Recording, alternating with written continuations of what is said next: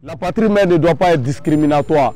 Éduquer tous ses enfants est son plus noble devoir. Alors pour l'intérêt de la patrie mère, ne sacrifiez pas l'avenir de mes frères. Bonjour, je suis Mamadou au Mali.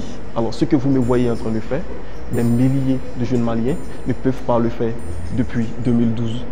Eh bien oui, depuis 5 ans, des centaines d'écoles sont fermées au nord et au centre du Mali. Vous vous demandez pourquoi? Eh bien, la crainte des terroristes a amené les enseignants et les directeurs à fuir ces zones. Suivez-moi, nous allons ensemble découvrir cette situation intolérable.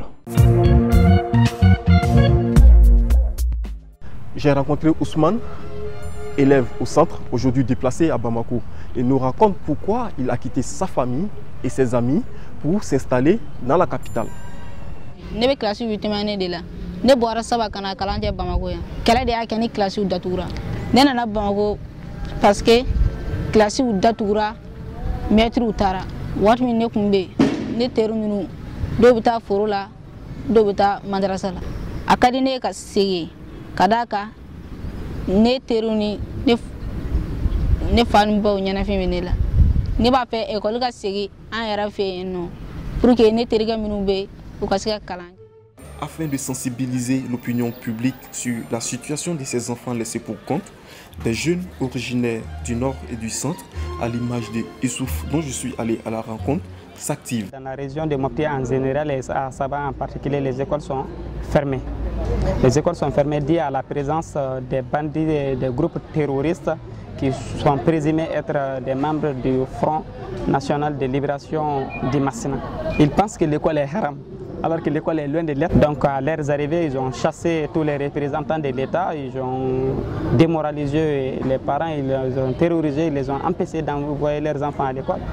Donc certains enfants ont quand même continué à fréquenter les écoles coraniques et les médrasas. Les enfants vivent cette situation dans une profonde douleur et difficulté. Nous avons peur aussi qu'ils ne rejoignent pas ces terroristes. Pour pallier à cette absence de l'État, certaines organisations internationales telles que UNICEF essaient d'apporter leur assistance à ces enfants et leurs parents. Je suis ici au siège de l'UNICEF Mali. Je vous invite à aller à la rencontre de Elena, la directrice en charge de l'éducation. Aujourd'hui, à fin du mois de mai, la coordination d'urgence ensemble au ministère a repéré 500 écoles fermées, encore fermées. La région plus touchée par cette situation, c'est la région de Mopti, qui compte 248 écoles encore fermées.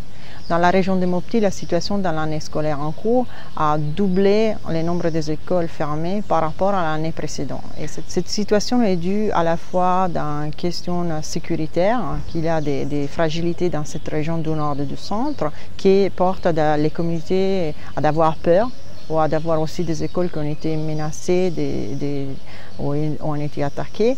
Mais la majorité sont fermées pas pour des menaces directes ou des attaques, mais plutôt parce que les communautés ont peur de mettre en danger leurs enfants. Et si cette situation ne s'est pas résolue dans les prochaines années, la situation sur les longues périodes, il y aura des enfants qui ne pourront pas terminer leur étude, ils n'auront pas accès à les études secondaires et par conséquent, leur alphabétisation, il y a un impact sur eux-mêmes, mais il y aura aussi un impact social. Quand le processus éducatif devient sélectif et discriminatif, il est fictif de prétendre à un avenir constructif et inclusif.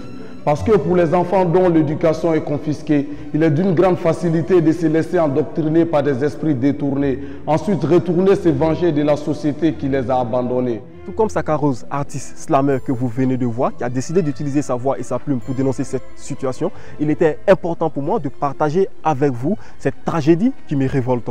Ainsi s'achève cette vidéo, mais je suis curieux de savoir ce qui vous révolte dans votre communauté.